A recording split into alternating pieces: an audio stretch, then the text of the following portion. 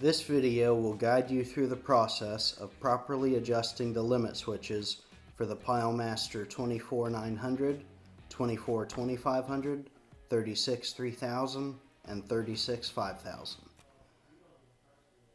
Before adjusting the limit switches, carefully inspect the red and green air lines for any cracks, kinks, or pinholes that may be causing an air leak. Any leaks found in the airline, fittings, or hammer must be addressed before making adjustments to the limit switches. Before taking any further steps, ensure that no air is being supplied to the hammer and that any remaining air in the hammer has been exhausted. Lay the hammer on its back. Using a tape measure, check the distance between the bottom plate and the center of the nylon wheel on the lower limit switch, covered on pages 8 through 10 of the operations manual.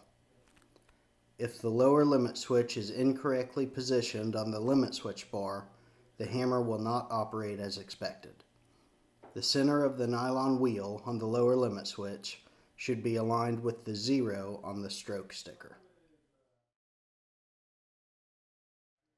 Begin by removing the MJV3 mini valves from both limit switches.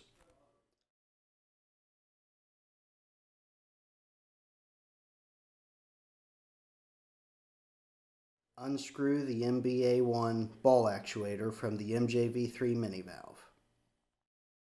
Depress the stem of the mini valve to check for proper operation. The stem should feel smooth when depressed and should spring back immediately when released. If the stem feels crunchy or stiff when depressed, or if there is any delay or sluggishness in the stem returning to position once released, lightly oil the valve with air tool lubricant. If the stem still does not operate smoothly, the mini valve needs to be replaced. Ensure that the ball in the MBA1 ball actuator moves freely in the sleeve. Any hesitation could cause the mini valve to remain activated, leading to erratic hammer operation. Clean the ball actuator with brake cleaner or a similar product to remove dirt or obstructions. Never spray brake cleaner into the mini valve, main valve, or any component with rubber seals, as this can cause premature seal failure.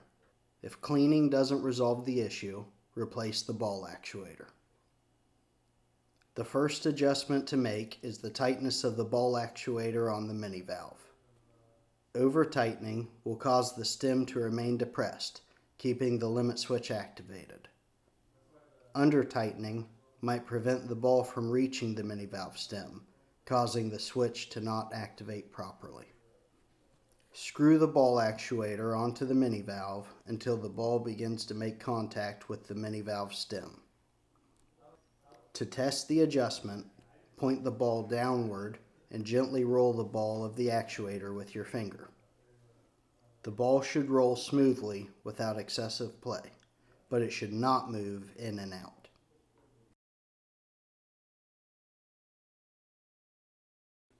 If necessary, loosen the ball actuator slightly to align its flat side with the flat side of the limit switch. It's better to have the ball actuator too loose than too tight. Now, insert the mini valve and ball actuator into the limit switch housing. Hold the limit switch arm fully back and slide the mini valve in until it bottoms out. Be careful not to push the arm out of its activated position. Tighten the set screw to secure the mini valve in place. This step ensures that during operation, the arm will not bottom out too soon, which could damage the mini valve or limit switch bar.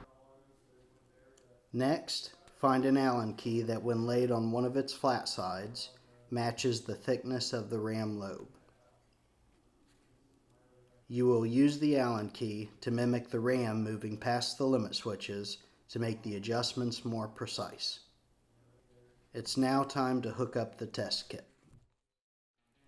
Remove the test port plug from the front of the main valve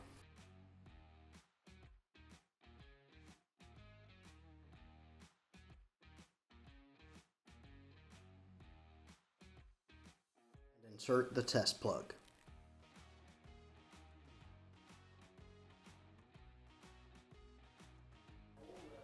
Attach the fitting from the test kit to the test plug port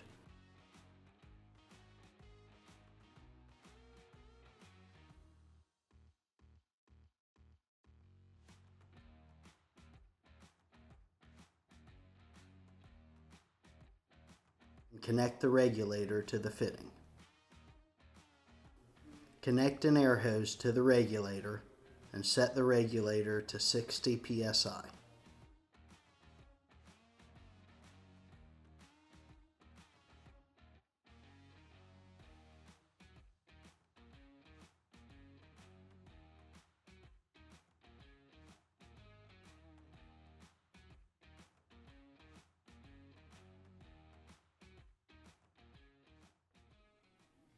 With the regulator set to 60 psi, you can now slide the Allen key past the wheel of one of the limit switches, keeping the Allen key on one of its flat sides.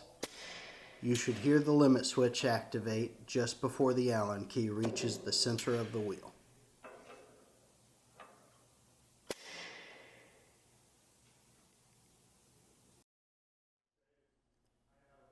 To fine-tune the adjustment, loosen the set screw and move the mini valve in or out.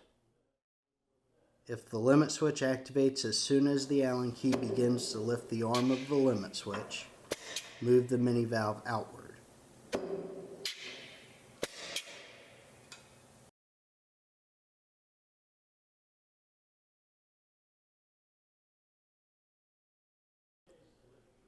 If the limit switch does not activate when the Allen key slides under the wheel, push the mini valve further into the limit switch. Make small adjustments to ensure the mini valve is positioned correctly.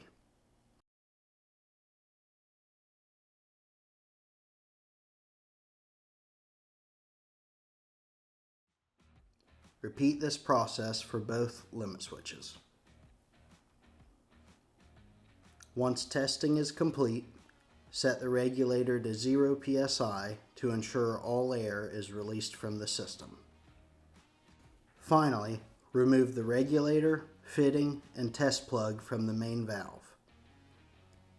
Leaving the test plug in will prevent the air from entering the air chamber, and the ram won't raise when air is supplied.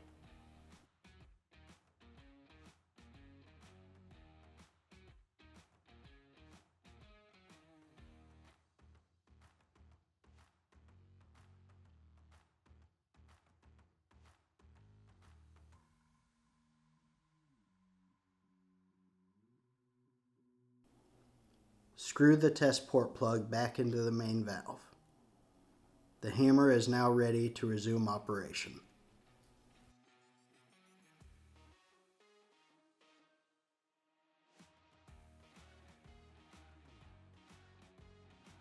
For more information, visit us online at pilemasterus.com.